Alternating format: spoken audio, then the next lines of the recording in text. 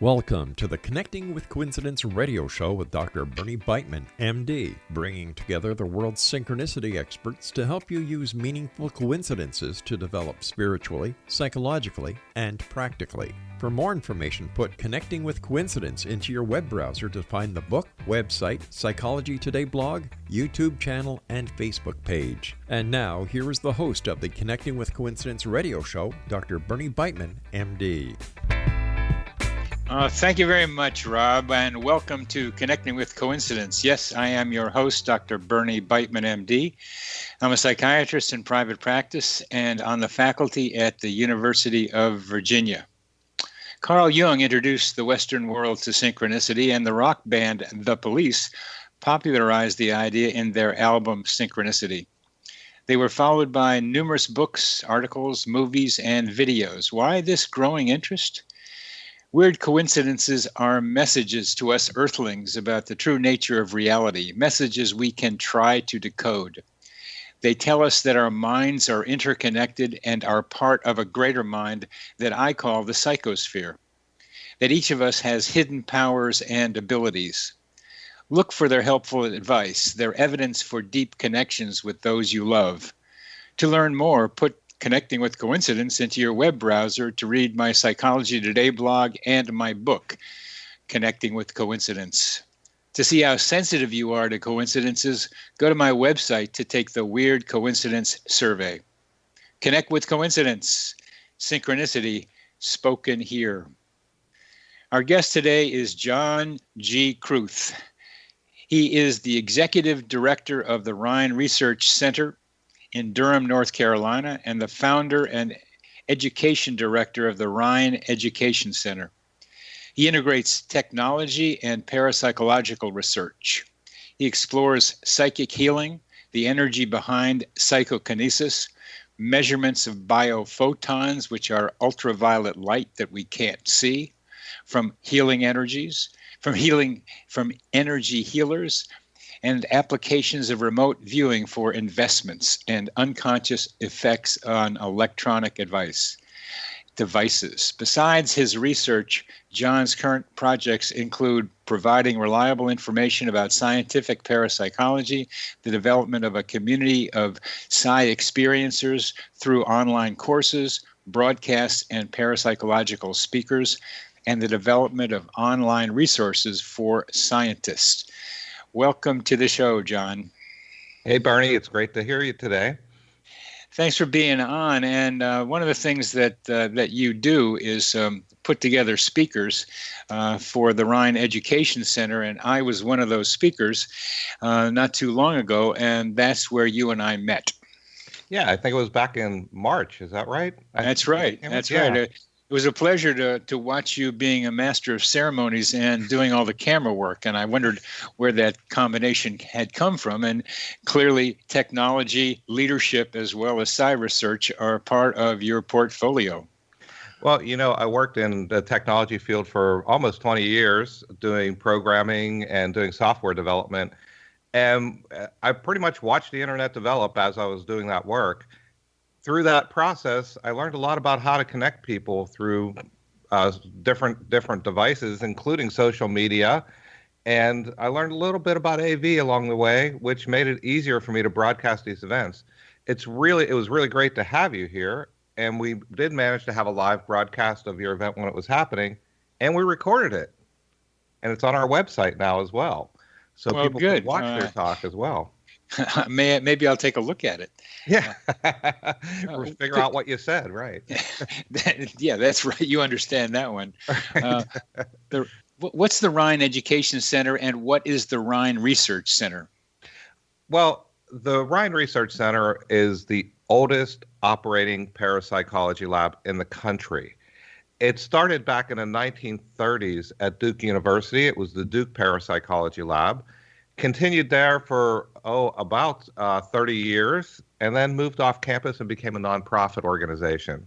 But from the 1930s up until current day, we've been doing controlled professional laboratory studies to study psi phenomena. And when I say psi phenomena, I mean things like telepathy, mind-to-mind communication, clairvoyance, getting information about objects or events from a distance. Some people call this remote viewing.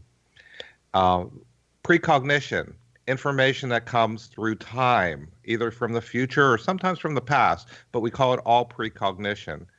And then a fourth area that we study is psychokinesis, or mind-matter interaction. People often use the term telekinesis. In parapsychology, we use psychokinesis, or PK, to represent that instead. So we've been studying that in controlled laboratory studies, publishing a professional journal, peer-reviewed journal on parapsychology. A lot of people don't realize that there's real science going on in this area.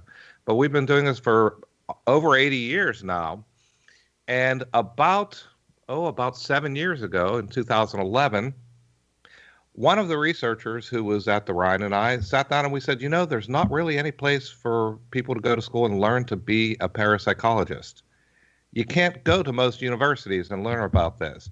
So having my technology background, her having a background in doing education, we developed together the Rhine Education Center and now we produce online courses for people to take in parapsychology to learn more about the scientific work. We're not teaching people to be psychic. We're teaching people how to be scientists and how to study this in a professional way. The online courses are available to anyone, and they're extremely reasonable. It's part of our nonprofit organization. And we actually have 3 new courses that are starting just next month, starting in June. What are they? Well, one of them is it's the introduction to parapsychology. So it gives people a basic knowledge that allows them to start to develop their education. Just things like terminology, and gives you an idea of what research has been done for real, and not things you might read about that you're not sure about the source. We are in a very a source with a lot of integrity related to parapsychology. So the introduction to parapsychology is one of the courses. A second course is actually a remote viewing course with one of the government psychic spies, Paul Smith, who is part of the Stargate program. He's going to be teaching a 4-week course on the history, the practice, the research of remote viewing, and giving people a chance to learn about it from him, learn from a professional remote viewer. That's pretty rare to have that opportunity. Why don't you tell our listeners about some of the dramatic stories from Stargate? The one I remember is the airplane that nobody could find until remote viewers from Stargate were able to locate it. Right. Well, it was probably in the early 1970s when the government became aware that there might be a value in having psychics work with them, when they discovered that it was a real phenomena and some people could do it. When it was demonstrated, they started a program that eventually it became called Stargate. It went through a number of different names along the way, and it was settled under the intelligence services. This is why I call them psychic spies. They typically don't call themselves psychic spies. They were officers in the Army or in the Navy, in the intelligence services, and they were working to try to get information about different tasks that they were given by the government. Now, when I say they were given a task, it wasn't like, find this plane that was lost, or, hey, go, we want to know where this hostage is being held. They would be given a target that would be just a number. They wouldn't know what it represented, and they'd be asked to get information about it. Then they would start to meditate on it or use the remote viewing skills and start to write down information about it. One of the ones that you mentioned, Bernie, there was back in the late 1970s, there was a Soviet airliner that had gone down in the Amazon jungle in South America, and no one knew where it was. We didn't have the GPS system at the level of accuracy that we have now. They just knew it went down in the Amazon, and it was one of their more modern fighter planes from the Soviet Union. So the Soviets were really looking very quickly to find it before anyone else found it. The Americans, of course, also wanted to find it because there was a lot of technology. So there were a lot of different countries that were trying to find it, and they could not locate it because the jungle cover was so dense. They couldn't figure out where it was. After a period of time, they tasked the remote viewing group from Stargate to look for this plane to see if they could find it. And one of the viewers, in a very brief period of time, located an area and pointed on a map and said, "It's here." And when they went to this area, so the Americans sent down a crew to look for it. When they went to the area, looking around, they went to the small village and saw this man coming out of the jungle with a big piece of metal. And they said, "Where'd you get that?" And he said, "Well, it's from the plane crash right over here." He had pinpointed it within just a couple of miles of the actual location of where the plane went down. This is while he was sitting in Maryland in a shack drawing pictures. And that's the kind of story that needs to be told over and over again, because it's so hard for people imbued with scientific materialism to think that this is possible. And that's what you're doing at the Rhine, is trying to be able to scientifically demonstrate what a lot of people know happens to them. But you want to show the numbers, you want to convince scientists, but it's a major block to be able to get through the belief system that a lot of people have. That's why your introductory course probably is so valuable. Now, we've come to the end of this segment, and I want you to know that you are listening to Connecting with Coincidence. Your host is Dr. Bernie Beitman, MD. We're on the X Zone Broadcast Network, and our guest today is John G. Kruth.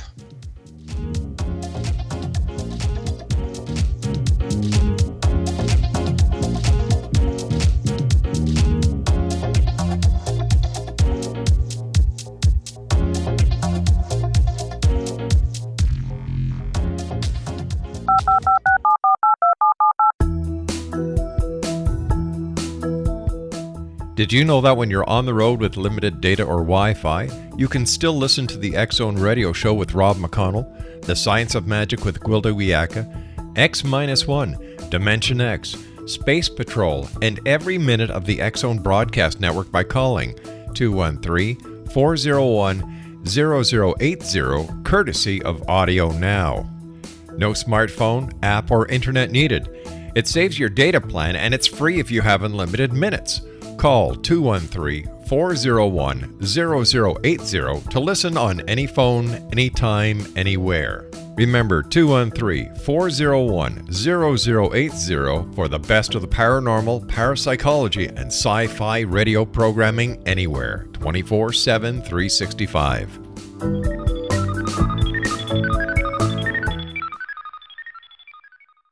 You have heard of the X Zone? Now watch it on Simul TV, plus 500 video games, live TV channels, free video on demand, worldwide, and more. Does this sound like tomorrow's television? Well, it is, but you can have it today, right now. It is Simul TV. Simul TV offers what the others only wish they could provide. 15 exclusive channels like X Zone, sci-fi, and horror. We are worldwide. No other provider offers that. 500 built-in video games. No need to have an extra expensive system. We have them included. Free video on demand. Live streaming events from around the world. Interactive online network, and much more. Tomorrow's TV today. Simul TV. Sound too good to be true? Well, it's not. You can have Simul TV today. Sign up at simultv.com. Do it today.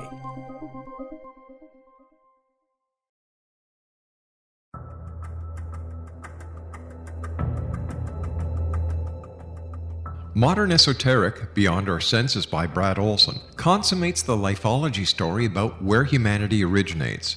It is the lost continents, the primitive wisdom, the mythos of creation, and the rethinking of ancient history as we are taught in academia. There is much more to the story than what we have been told. As this is the first book in the Esoteric series, Modern Esoteric starts at the beginning of time and accelerates up to this modern age. Future Esoteric is book 2 in the series and takes a forward-looking position ahead of today with an open and honest examination of the ET issue and various unexplained phenomena. To discover the writings of author Brad Olson, visit www.bradolson.com. That's www.bradolson.com.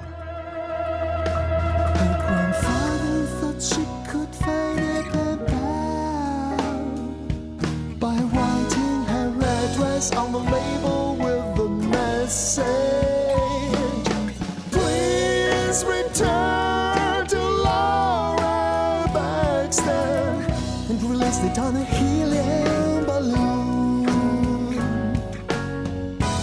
England, Staffordshire, June 2001. A 10-year-old who really needs a friend. 10 days later in Wiltshire, her balloon is found 140 miles away. Both her parents thought the coincidence was rare. The same name, the same age, and even a 3-year-old black lab. There's another Laura Baxter. She's my age, can I please write her soon? The two pen pals met, a new friendship was born. One of those you treasure your whole life. Like attracting like, the resonance caused by similarities. Her grandfather thought she needed a pen pal, so he wrote her address on a label tied to a balloon.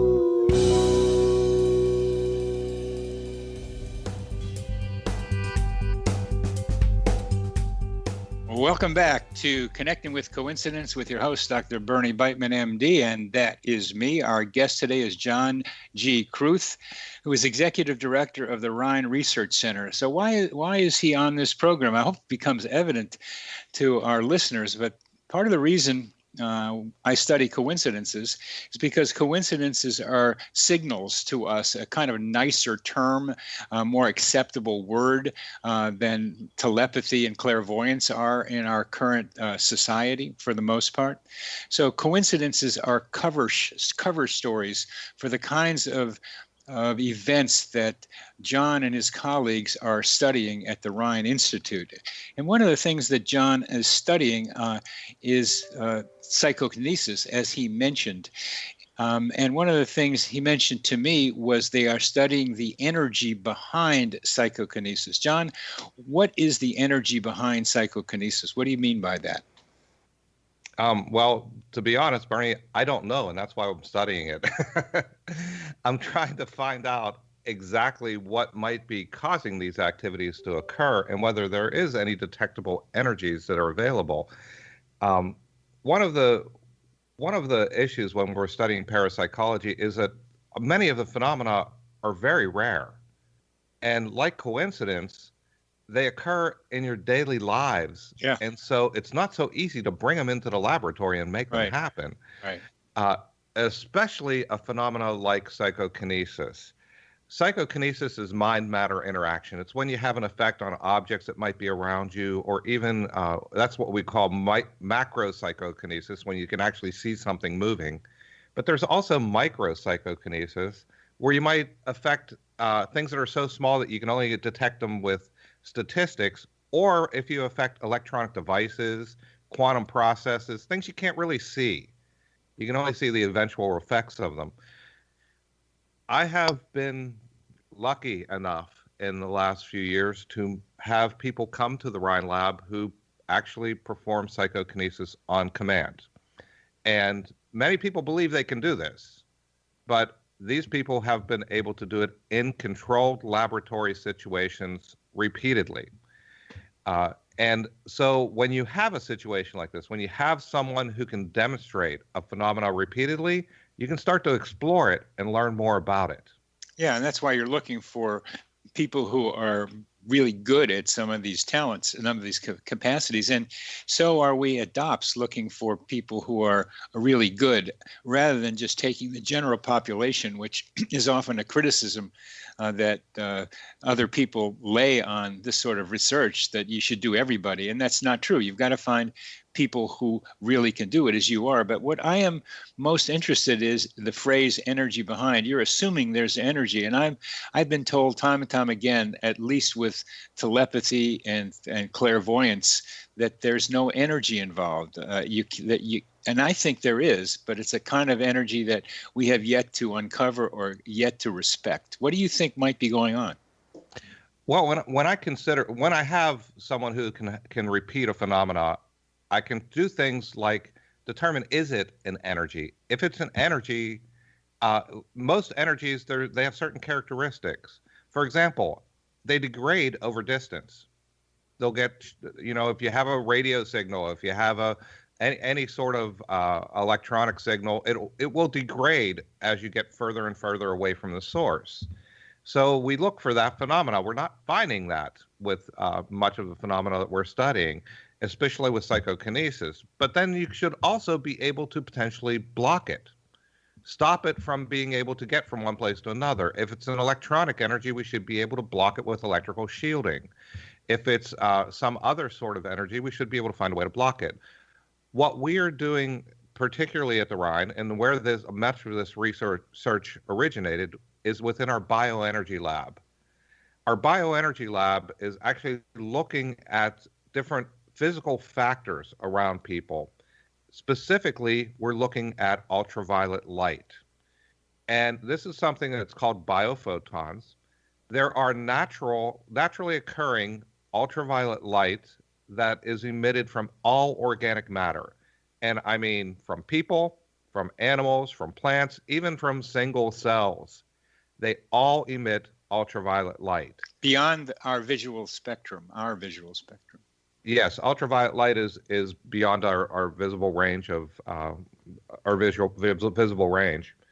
Now, this ultraviolet light, originally it was considered crazy to think that people emitted light or that there was a light, but in the past 40 years, this has become an accepted phenomena, and it's being studied in upper level biology courses, and they're trying to determine what is the purpose behind this light and what is the source of this light. What we are studying at the Rhine that's a little different is whether people can purposely create. Synchronicities, sisters, emotional twins, each suffering from abusive men and needing to break away. Synchronicities, sisters, emotional twins, a forward ride, phone number dialed, put them together. Through similarity, a resonance was thus created that helped to connect them, but they didn't know each other. How the other woman's finger just happened to find the wrong but right telephone number becomes an important question. But let's come back to the beginning of the story. I was separated from my abusive husband while he was on a business trip. Decided to get back with him, Ooh. He missed his return connecting flight. That night, a woman who was abused by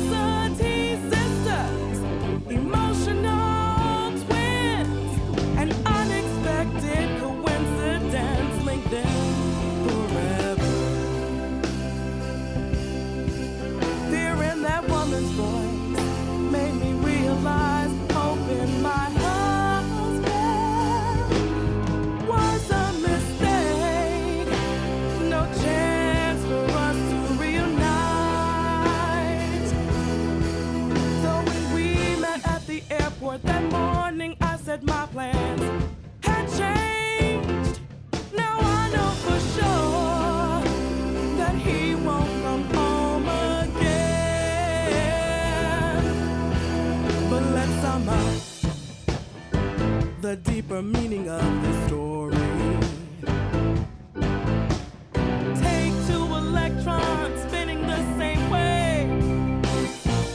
Separate them at a distance and now watch. But throw away your watch, they still spin. Woo-hoo. Now if you change the spin of one of them, that very instant, the electron system changes too. Does this love not war to women? Seems it does. Seems it does. Seems it does. Yes, it does. Yes, it does.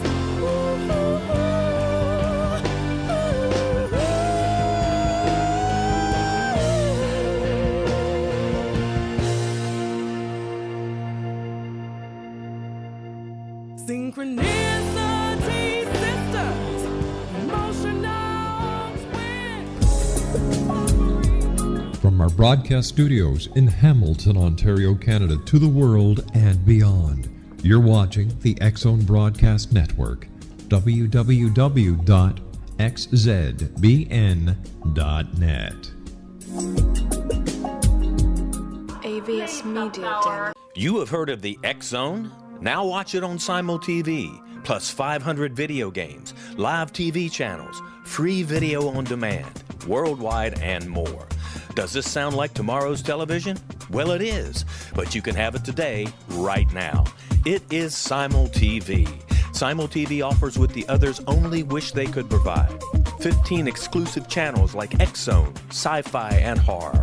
We are worldwide. No other provider offers that. 500 built-in video games. No need to have an extra expensive system. We have them included. Free video on demand. Live streaming events from around the world. Interactive online network, and much more. Tomorrow's TV today. Simul TV. Sound too good to be true? Well, it's not. You can have Simul TV today. Sign up at simultv.com. Do it today.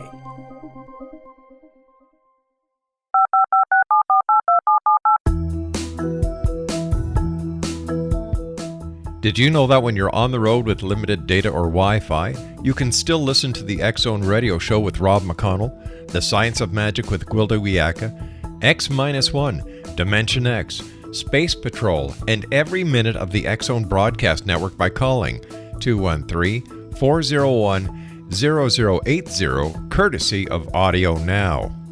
No smartphone, app, or internet needed. It saves your data plan and it's free if you have unlimited minutes. Call 213-401-0080 to listen on any phone, anytime, anywhere. Remember 213-401-0080 for the best of the paranormal, parapsychology, and sci-fi radio programming anywhere, 24/7, 365.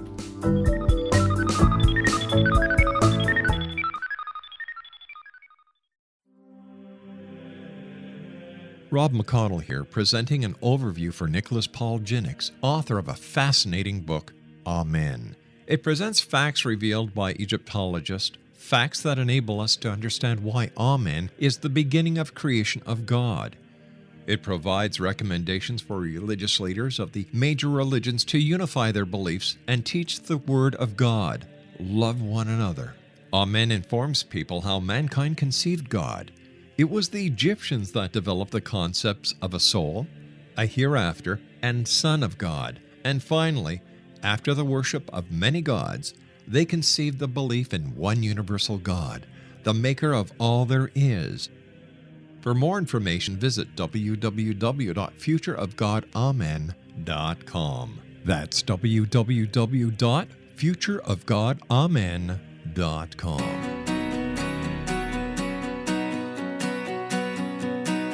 Welcome back to Connecting with Coincidence and your host, Bernie Beitman, MD. Our guest today is John G. Kruth, who is director of the Rhine Education Center. And we've been talking about some fish stories. We had a great fish story with Evan Alexander and Karen a couple of weeks ago. And so in this one, the fish on one end were stressed, but somehow information got to the fish on the other end. Yeah, actually, they were fish eggs in this case. Oh, fish eggs, sorry. Yes, and what happened was when they put the stressor on the one end of the solution, they noticed that there seemed to be bioenergy or ultraviolet light that was being produced. And the eggs on the other end of the solution started to adjust to the stressor, even though it hadn't reached that end of the solution yet. So it was as if there was information being transferred from the eggs that were being stressed to help the other eggs to adapt. And bioenergy was present at that time. Now, I'm going to say ultraviolet light was present at that time.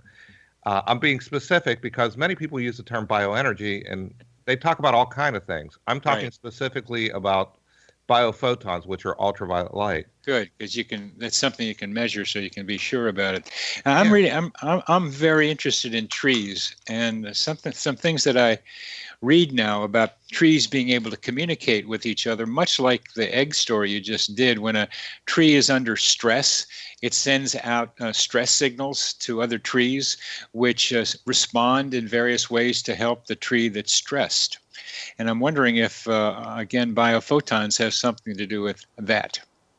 Yeah, well, I'm just vaguely familiar with what you're discussing. From my understanding, there's a stressor that's sent through the soil to the other trees in the area, and it seems to be some sort of chemical release that tends to travel through the soil. There might be ultraviolet light involved with that, and I don't believe anybody studied that I know of at this point. But what there appear to be molecules sent out in the air for the trees to pick out. Not just through the roots. The root system connections are being well established. It's this airborne connection that is relatively new. Right. And if you talk to a chemist, which I have in our bioenergy lab, they will say everything is chemistry. And so obviously there's a chemical process that's occurring that's making these activities occur in our bioenergy lab. But if you talk to someone who's a wave theorist, they'll say, well, it's probably a wave. Wave or particle. Okay, right. We're back to that again. So we go back to, we have a lot of different ways that this could be happening. What's interesting to me is when it occurs either from a distance, where there's a very little chance that there's going to be any sort of interaction between the physical devices, or when you try to isolate what the actual transfer of information might be, or what the particle or the mechanism might be, and you can't find it. So, and we haven't been able to find it, but we're still looking.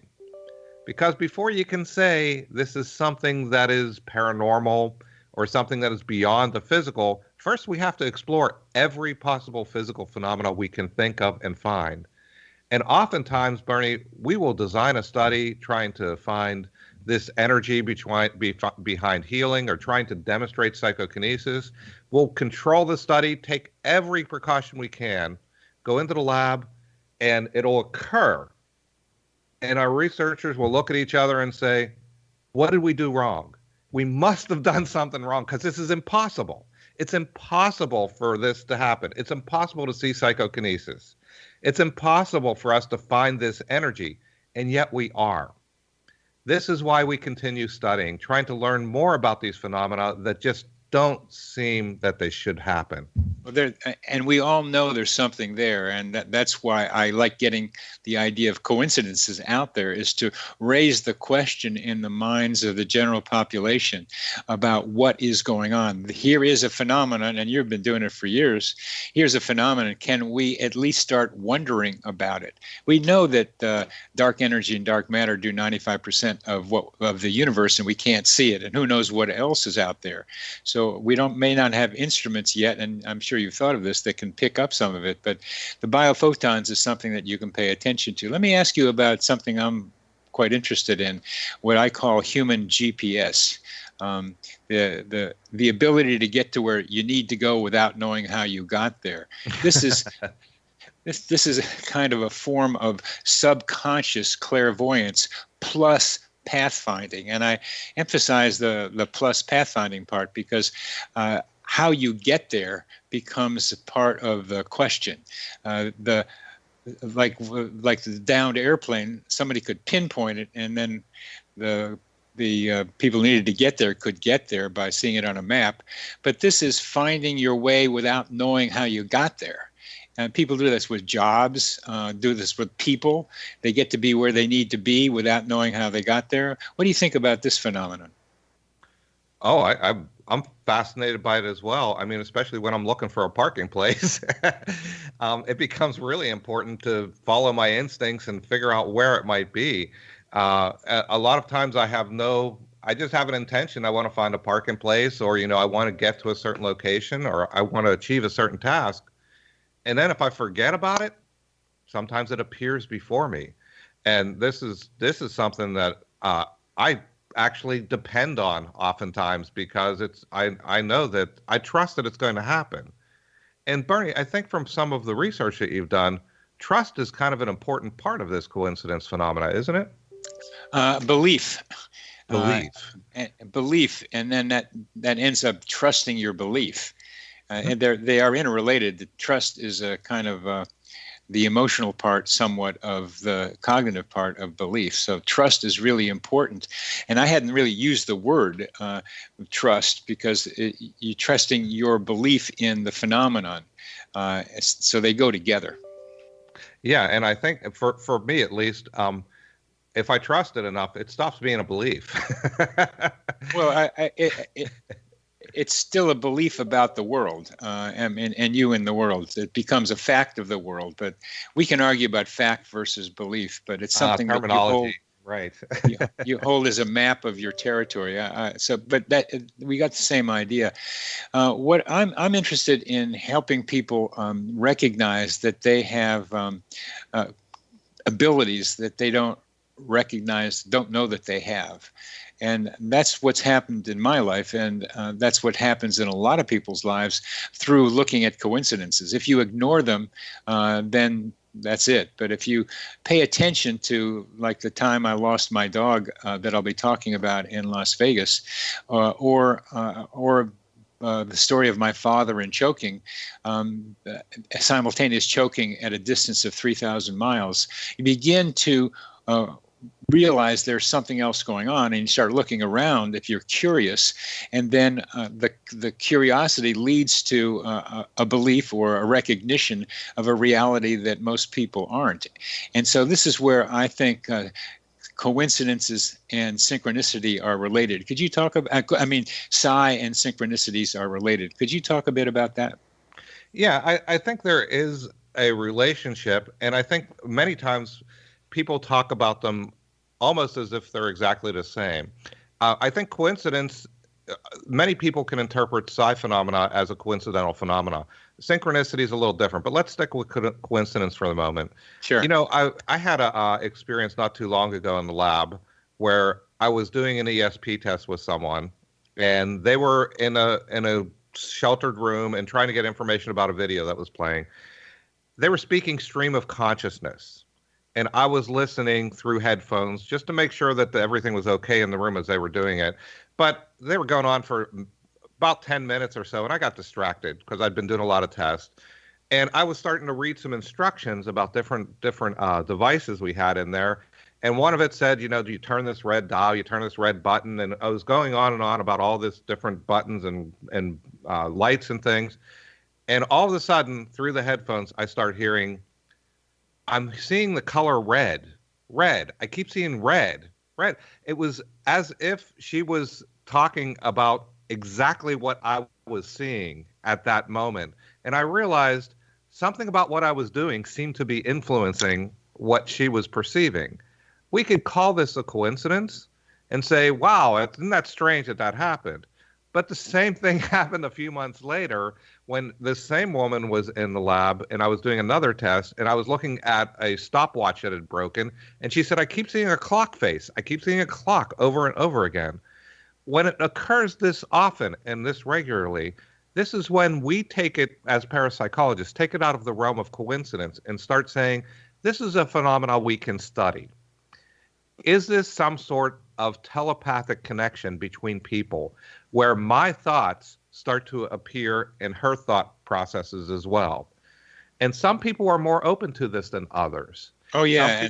And some people are more, and you certainly are. I want to get to that in a minute. When I use the word coincidence, I mean both meanings of them. I mean, it's just a coincidence, but I mean, maybe there's something else going on here. That's the other half of it. And that something else going on here is abilities, parapsychological abilities, or might be called supernormal abilities, like telepathy, that we each have. Now, you seem to be very open.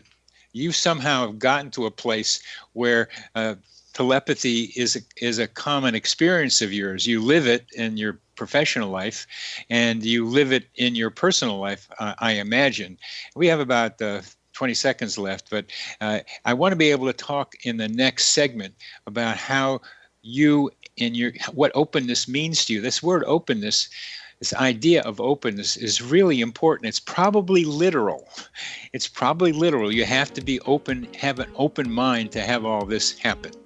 You are listening to Connecting with Coincidence with your host, Bernie Beitman, MD, on the X-Zone Broadcast Network. Our guest today is John G. Kruth, who is Executive Director of the Rhine Institute in Durham, North Carolina.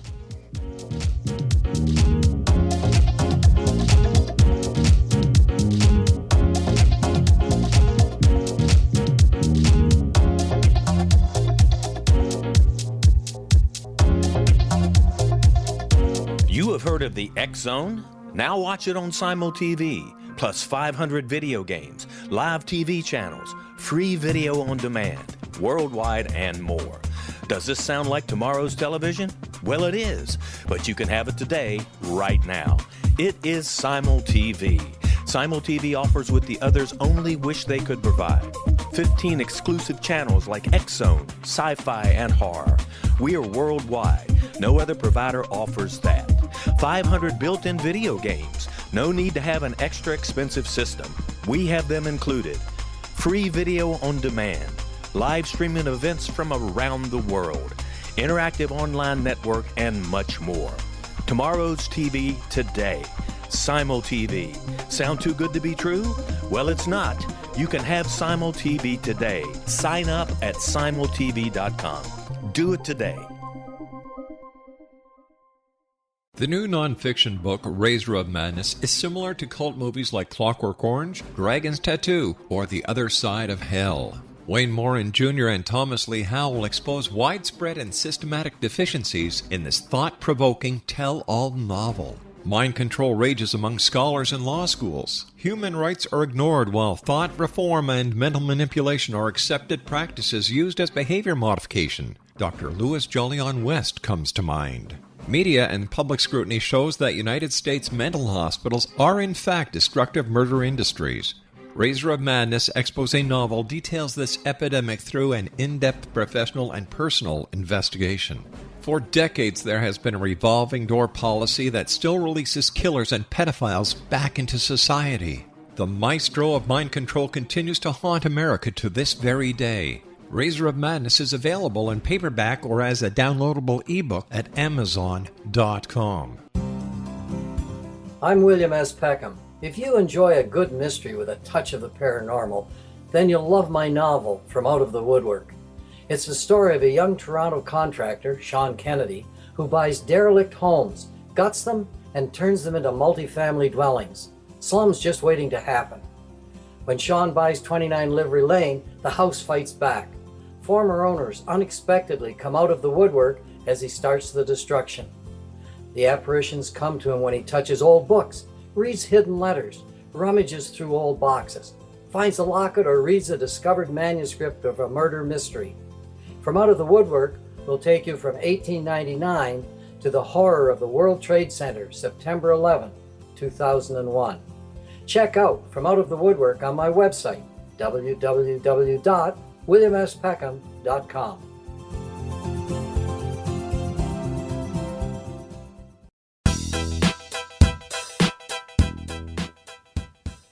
Welcome back to CC with BB, Connecting with Coincidence. with your host, Bernie Beitman, MD. I apologize That is for that. me. And we are speaking with John G. Kruth, who is the Executive Director of the Rhine I'm sorry about Research that. Center in Durham, North Carolina, and founder and education director of the Rhine Education Center. And we're talking with a guy who's like into telepathy and clairvoyance, psychokinesis, precognition. So is he like some people I know who study a phenomena like this but don't do it? No, he's not. He lives it. So, John, who are you? And when it comes to this, Oh, come on! It's Thursday, tomorrow's Friday, and then it's an off for a weekend, right? Not the singer, but the parapsychologist who does this, whose mind is open. If it's in Hamilton, what is it I about think you they're on Bay that, Street. and some more stories would help, that makes you tuned in to these in your daily life as well as your research life? Well, you know, first of all, Bernie, when you're doing, I am a scientist, and when you're doing research in these areas, and you start seeing the phenomena over and over and over again, it stops becoming a belief and it becomes part of your normal experience in the world. Some people can push that off and see it in other people and say, oh, it only happens to them. But you could also look at it and bring it into your own life and say, well, if it's happening to them, why can't it happen to other people I thank you as well? for your time. And even me. Have a nice day. Why couldn't it happen with Bye-bye me? now. Yeah.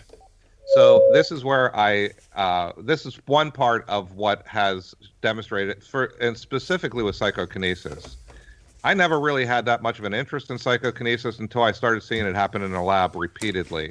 And then I started to realize, well, geez, that's something that happens in the world. And when it happens in the world, I'm sure it happens around people who don't notice it as well. Some people notice these, what you're calling coincidences, other people don't. Yeah. But that's my scientific presentation about it. But that's just part of the story, because actually, as I was growing up, I grew up in a family where psi phenomena was just part of our lives. It was, even when I was a child, it was not something that was unusual. I was talking to someone last night about my aunt that as we were growing up, she used to know things about people in the neighborhood. She knew when people were going to call. She knew when people were fighting with each other and having feuds and who was going to visit. She just knew these things, and she would tell us in the morning, and it would happen in the afternoon. When I was a small child, from age 3 and 4, I was learning about meditation and doing visualization techniques with my brothers and sisters. This was kind of the environment we grew up in, and it wasn't unusual. We didn't call it special or ESP or anything like this. It wasn't those terms. I didn't learn those terms until later. This is just what we did. But I did realize at when I was about a teenager, that not everybody did these things. Not everybody had these same experiences. And it was at that point that, like you, I decided I need to try to explain to people what this is so that they understand it. These things that are so normal, that are happening all around, they don't even notice it. How can I explain it? And that's when I thought, well, maybe I can do this if I take a scientific approach. If I start to learn the language of science, maybe I can explain it to people who only understand statistics and scientific methods and work as a kind of translator between the two worlds. So, yes, you talk about openness, but to me, it's kind of, I guess it was never closed to me. It was always there for me. Oh, so I never pulled myself away from it. Yeah, you were never closed. It was part of your environment. So as you grew up, when your mind is open and curious anyway, it just became part of what was happening with you. And you have been driven to show other people what they don't understand or they don't see. And that's what I try to do with the study of coincidences, is ask people to pay attention to phenomena that are outside the conventional realm of thinking. For you, psi phenomena were conventional. It's how you grew up. This is what happened. For me, that was my experience, my own personal experiences showed me there's something going on that is not explainable in the usual way. And sometimes it was just imagining hitting the opening pitch of a baseball game for a home run, which I did once, and running the opening kickoff back twice after imagining a lot of times. I found that you could imagine things and they could happen somehow. You had to put energy into it. You had to learn how to run with the football and learn how to hit, but you had to be able to then think about it happening. And that became just something I packed away and wondered about. And after I had a simultaneous choking experience with my father 3,000 miles away, and found my dog when I was 8 or 9, among many other phenomena, I had to also try to do what you're doing. Say, I got to bring this up to other people. I've got to show them that there are things going on around us that they need to pay attention to, because they're at least very interesting and are probably very helpful. And beyond that, demonstrate, I think, the interconnectedness of our minds. Yes, and whether it's our minds or our spirits, or whether it's this global consciousness or the psychosphere, or however you want to call it, there is information that seems to be transferred between not only people, but that seem to also affect the world around us. And I think many of these experiences that we have that we consider coincidences, that we see as unusual occurrences, sometimes we are not only observers, but actually participants in this process that allows us to have these experiences because we almost call them to us sometimes. What do you mean by that, John? I'm not speaking in terms of my scientist at this point. I'm talking in terms of what I believe from everything I've studied and learned. Okay, and how do we call them to us? Well, I think, as you were saying, by doing visualization, you're talking about sports visualizations. That's actually one of the first times I realized that other people didn't do what I did. I used to do sports visualizations all the time, and my friends didn't understand what I was doing when I told them what it was. Visualization, I think, is a way of helping to manifest activities that might occur. And I think sometimes by putting emotions and feelings and focus on any topic, we're going to start to see more of that in our world. There was a book that came out a couple years ago where they talked about, if you start thinking about green cars, you're going to see more green cars on the road. Well, yeah, you might notice what's already there in those situations. But but if you try to visualize, purple cars with pink polka dots and you start seeing them, that's a really unique phenomenon.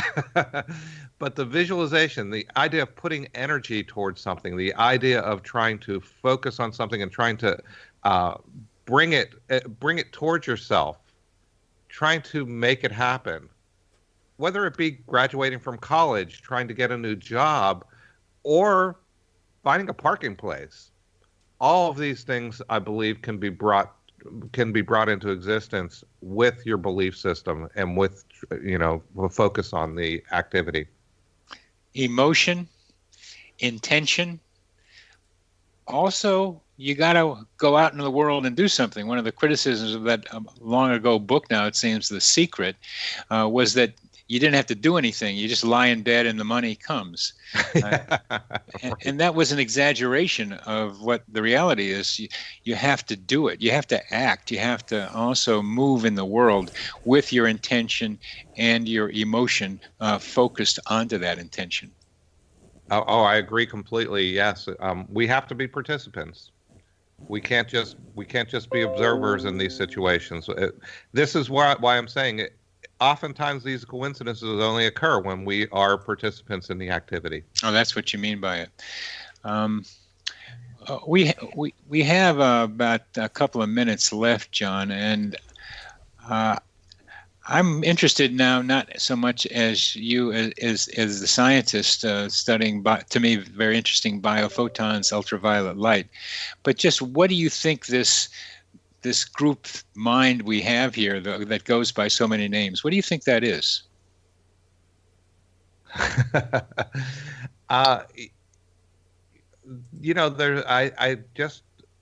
Jung talks about the connections between people. You know, John Steinbeck talked about the oversoul and the idea that there is a common good for all people and that we all recognize it and that we follow it. To me, there's information. We swim in a world of information. And I'm not just talking about Wi-Fi. I'm talking about the information being there all the time. Remote viewers, like as we were speaking at the beginning of the program, are able to tap into that information and pull it in and use it for certain purposes. Some people who are mediums or who are psychics are able to tap into that information, perhaps getting information about people who have passed, perhaps getting information from the future or from the past and being able to tell people. Mothers who are so connected to their children will often find that they are getting information about their children that just wouldn't physically be possible. All of this is information that's available, and some people just have the ability to connect into it. These connections are all there. We're all connected to each other. There's a really good book by a man named Larry Dossey called One Mind, and I think it's one of my favorite books that goes into this topic. If you have a chance to take a look at it, I would definitely recommend it. I have it. I have it. And I'm interested in the idea, as we come to the end of our show, that different people have different capacities, is what you've alluded to. And that's what I want to be able to help people find. What is your more unique capacity that you can help us with? You've been listening to Connecting with Coincidence with your host, Dr. Bernie Beitman, MD, on the X-Zone Broadcast Network, and John G. Kruth. It has been a delightful time talking with you. Thank you for being with us. Always great to be here with you, Bernie.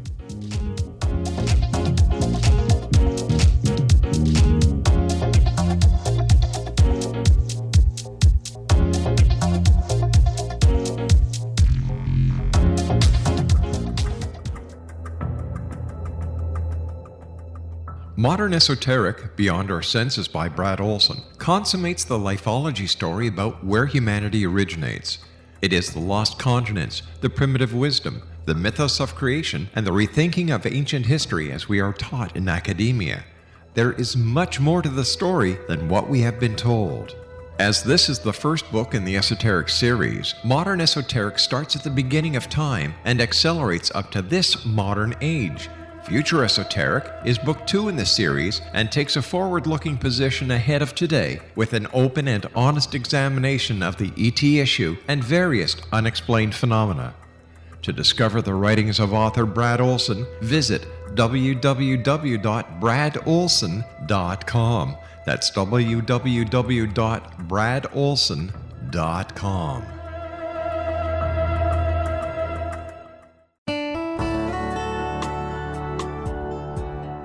Are you or is someone you know struggling with addictions, depression, anxiety, relationships, low self-esteem, lack of confidence, grief, success, and prosperity? Do you know that your subconscious belief plays a big role in the outcome of your hard work? We can help you permanently change the beliefs that may be the reason for your struggles and failures. We care about getting you the return on your investment and the results you are looking for. We can help you be free of the limitations of your past and in realizing your highest potential. We work with people by phone and Skype. For more information, visit us at www.ritasoman.com. That's www.ritasoman.com.